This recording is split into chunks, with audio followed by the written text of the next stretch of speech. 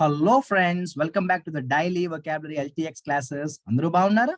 Hindu paper లోకి వెళ్ళిపోయి కొన్ని ముఖ్యమైన వొకాబులరీని నేర్చేసుకుందామా? రెడీగా ఉన్నారా? స్టార్ట్ చేసే ముందు మీ అందరికీ కూడా ఒక ముఖ్యమైన విషయాన్ని మరొక్కసారి గుర్తు చేస్తున్నాను. బ్లాక్ బస్టర్ ఆఫర్ కి జస్ట్ ఇంకా 4 days మాత్రమే టైం ఉంది. సో ఇండిపెండెన్స్ డే సెలబ్రేషన్ లో భాగంగా ఏదైతే బ్లాక్ బస్టర్ ఆఫర్ ని ఎల్టీఎక్స్ క్లాసెస్ వారు అనౌన్స్ చేశారో ఆ ఆఫర్ కి జస్ట్ ఇంకా 4 days మాత్రమే టైం ఉంది. ఏంటా 4 days my dear friends? Offer ఏంటో గుర్తుంది కదా? ఇంగ్లీష్ ఇన్ఫినిటీ కోర్స్ అనే అద్భుతమైన కోర్స్ కి సంబంధించి 50% డిస్కౌంట్ ని ఆఫర్ చేశారు ఎల్టీఎక్స్ క్లాసెస్ వారు. అది కూడా లైఫ్ టైం వెలిడిటీతో. సో ఇంగ్లీష్ ఇన్ఫినిటీ కోర్స్ కి జస్ట్ 1000 రూపీస్ మాత్రమే ఫీజు పెట్టారు.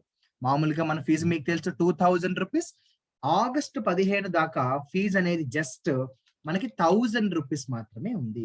ఇక ఆలస్యం చేయకుండా ఇంగ్లీష్ ఇన్ఫినిటీ కోర్స్ లో జాయిన్ అయిపోండి మై డియర్ ఫ్రెండ్స్.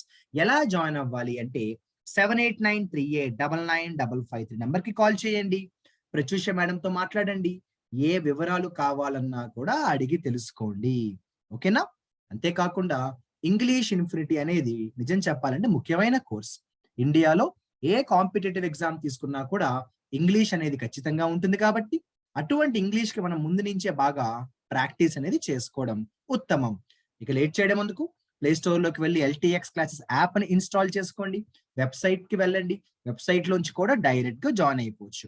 ఇంకా ఏ వివరాలు కావాలన్నా కూడా 7893899553 నెంబర్ కి కాల్ చేయండి.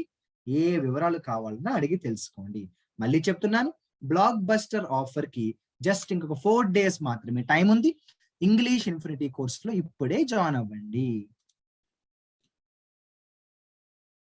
మనం హిందూ పేపర్ లో ఉన్నాము. ఆగస్టు 10కి సంబంధించిన హిందూ పేపర్ లో ఉన్నాము. ఇందులో ఎడిటోరియల్ కాలం లో ఒక హెడ్ లైన్స్ అయితే వచ్చిందండి. ఈ హెడ్ లైన్స్ రీసెంట్ గా ఒక శాటిలైట్ లాంచ్ చేయబడింది. ఆ శాటిలైట్ కి సంబంధించిన ఆర్టికల్. ఇందులో డీమోరలైజింగ్ అనే ఒక వొకాబులరీ అయితే వచ్చేసింది. డీమోరలైజింగ్ అంటే నేను చెప్పాలా చెప్పండి, మీ అందరికీ తెలుసు. మారల్ వాల్యూస్ అంటాం కదండి, నైతిక విలువలు అంటాము.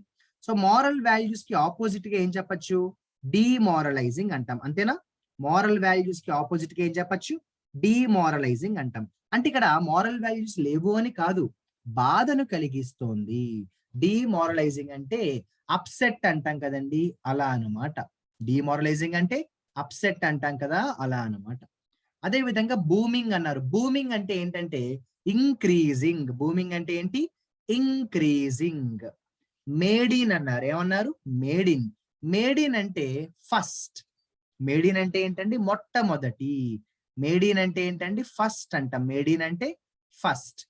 అదే విధంగా మనం కానీ తీసుకుంటూ వెళ్తే ఇక్కడ చూడండి, మనకి దాదాపుగా అన్ని కూడా బాగా తెలిసిన వొకాబులరీ కనిపించాయి. ట్రాజెక్టరీ ఎంత మంచి వొకాబులరీయో కదండి. ట్రాజెక్టరీ అంటే ఏంటి మై డియర్ ఫ్రెండ్స్? ట్రాజెక్టరీ అంటే డైరెక్షన్ అమ్మా. ఓకేనా? ట్రాజెక్టరీ అంటే ఏంటమ్మా? డైరెక్షన్. డైరెక్షన్ అన్నమాట. వెళ్ళే దారి అని కూడా అంటాం. ఓకేనా? మనం ప్రయాణించే దారి అంటాం, దాన్ని ట్రాజెక్టరీ అంటాము. ఇలా కానీ మనం చూసుకుంటూ వెళ్తే తర్వాత హిండర్ అనే వొకాబులరీ కనిపించింది. ఏంటండి? హిండర్. హిండర్ అంటే కంట్రోల్ చేయడం అండి. ఓకేనా? హిండర్ అంటే ఏంటండి? కంట్రోల్ చేయడం అంటాము. థ్రస్ట్. థ్రస్ట్ అంటే బలం అండి, ఫోర్స్ అని రాయండి.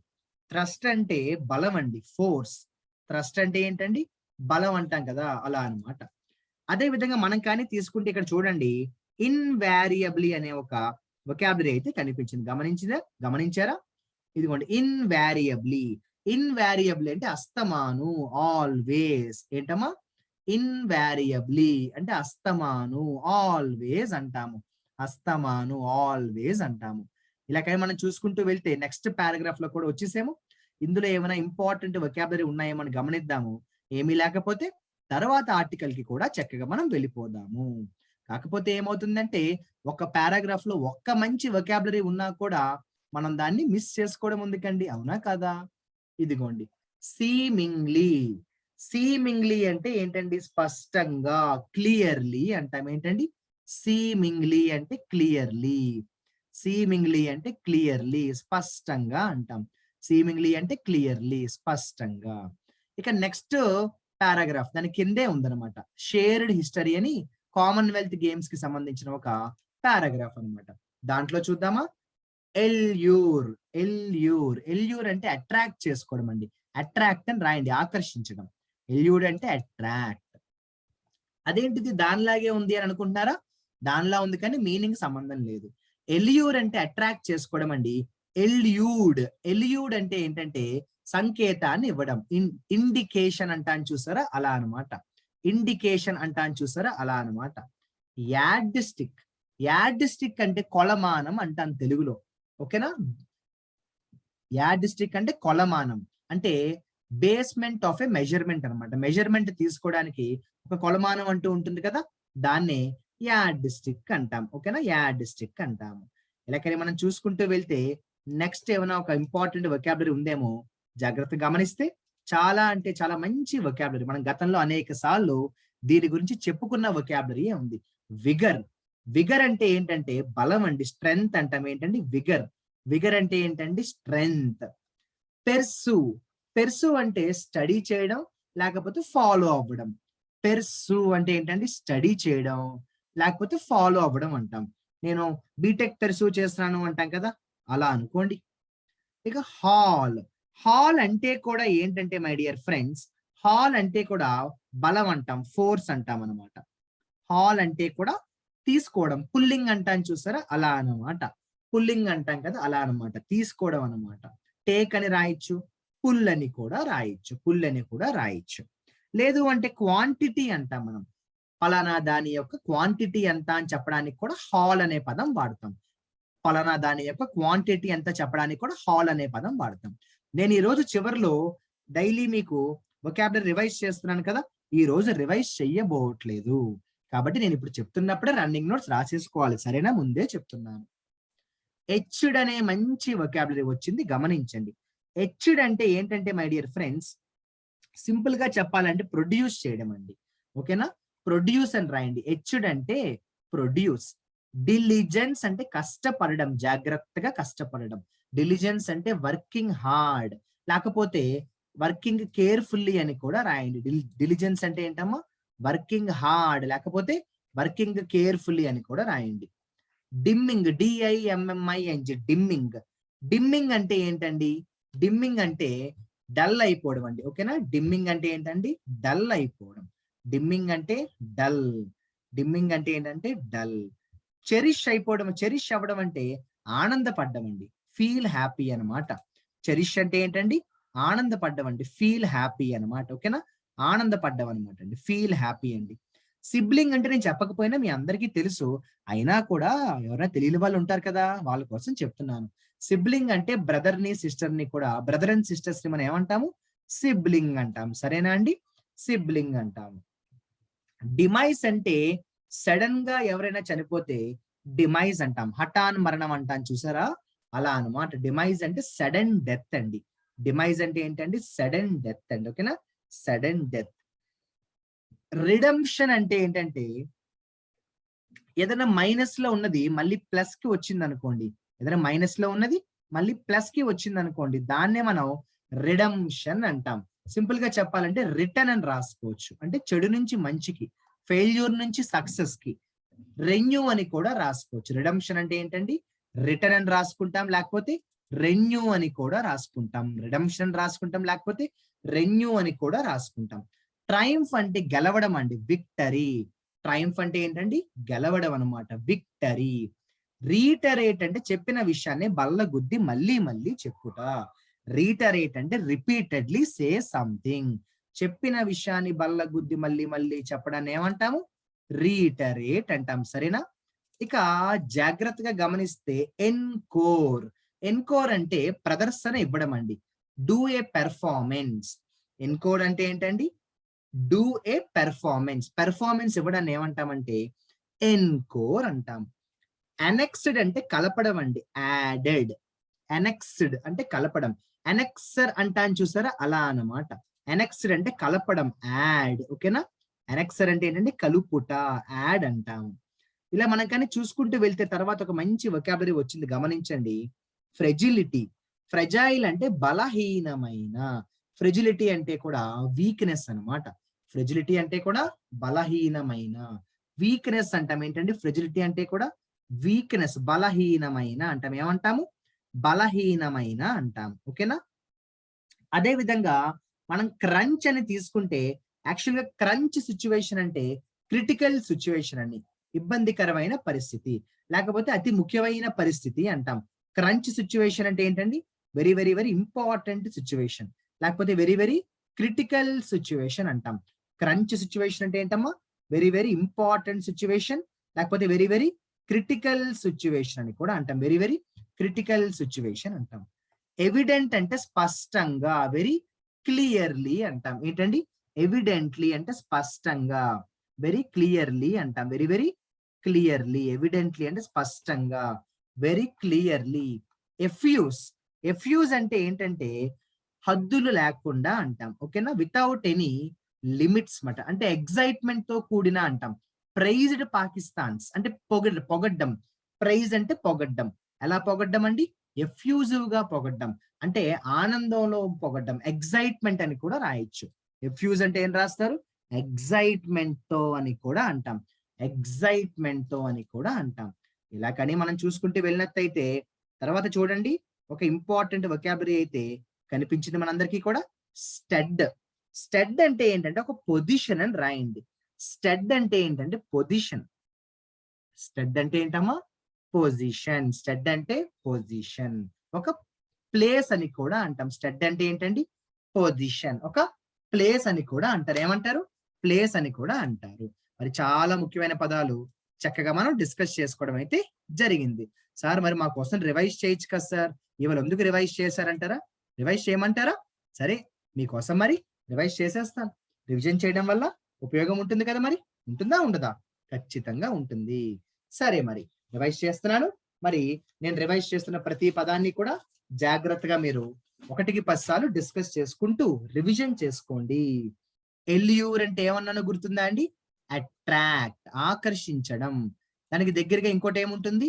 ఎల్యూడ్ ఉంటుంది. ఏముంటుంది? ఎల్యూడ్. ఎల్యూడ్ అంటే సంకేతాన్ని ఇచ్చుట. యాడ్ స్టిక్ అంటే ఏమన్నానో గుర్తుందా? కొలమానం అంటాం. ఏమంటాము?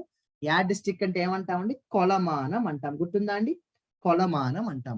మరి బలాన్ని ఏమంటాం మై డియర్ ఫ్రెండ్స్? విగర్. చాలా మంచి పదం అండి. విగర్ అనే వర్డ్ చాలా మంచి పదం. బలాన్ని ఏమంటాము? విగర్ అంటాం.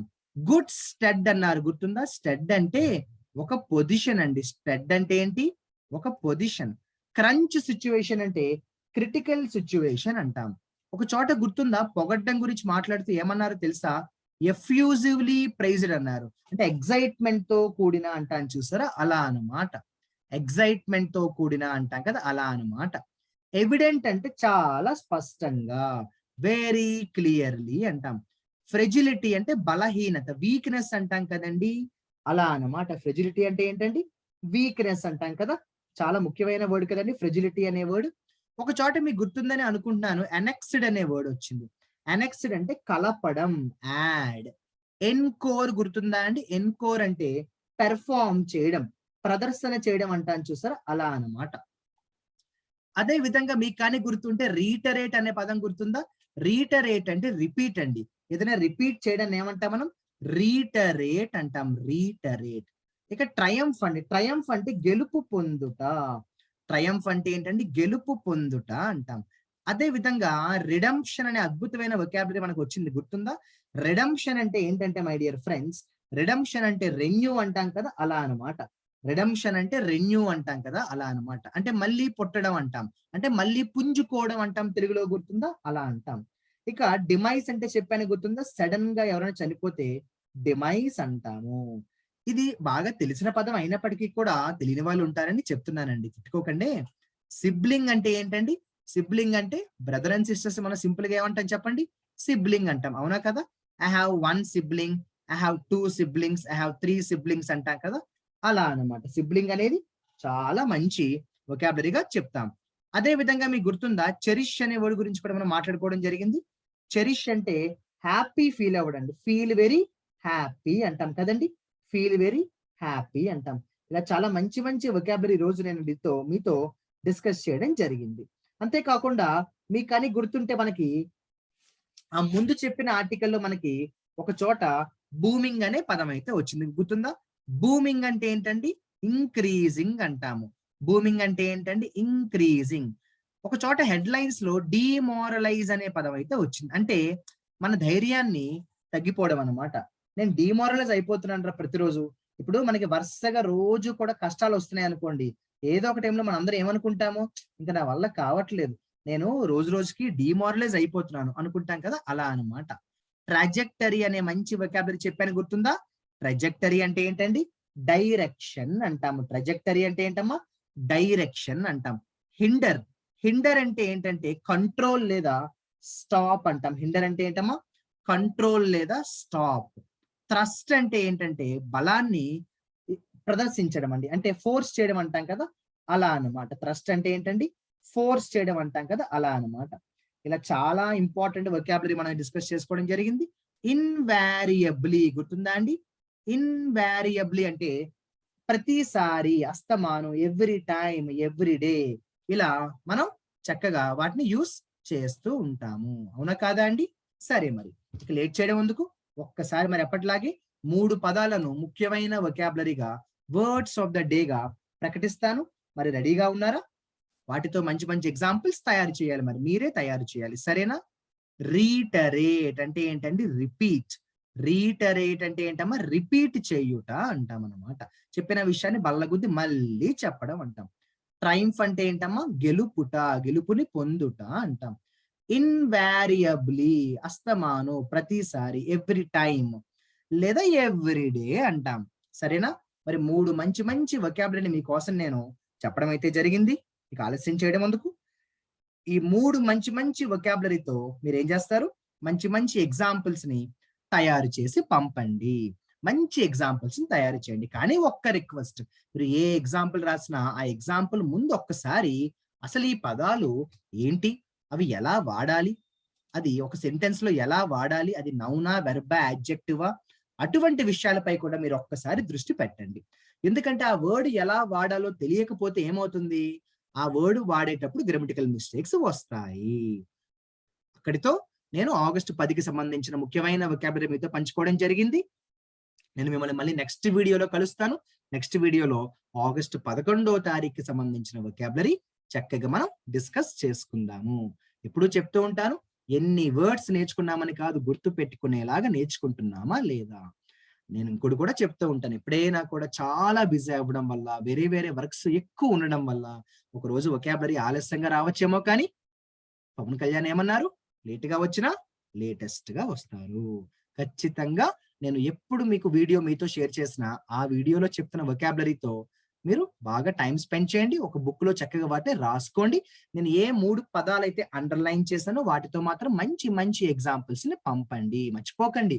మీరు పంపే ప్రతి కామెంటు, ప్రతి ఎగ్జాంపుల్‌ని శ్యామ్ సార్ ఖచ్చితంగా చదువుతారు. సరేనా మరి? ఆఖరిగా ఒక్క మాట. ఈ వీడియో మొదట్లో చెప్పాను గుర్తుందా ఏంటి? ఇంకొక 4 డేస్ మాత్రమే ఉంది మై డియర్ ఫ్రెండ్స్. దేనికి? అద్భుతమైన blockbuster offer, English infinity ఆఫర్‌ని అస్సలు మిస్ చేసుకోవద్దు. ఇమ్మీడియేట్‌గా ఇప్పుడే ఈ వీడియో చూడడం పూర్తయిన వెంటనే జాయిన్ అయిపోండి. All the best. మిమ్మల్ని తర్వాత వీడియోలో కలుస్తానే.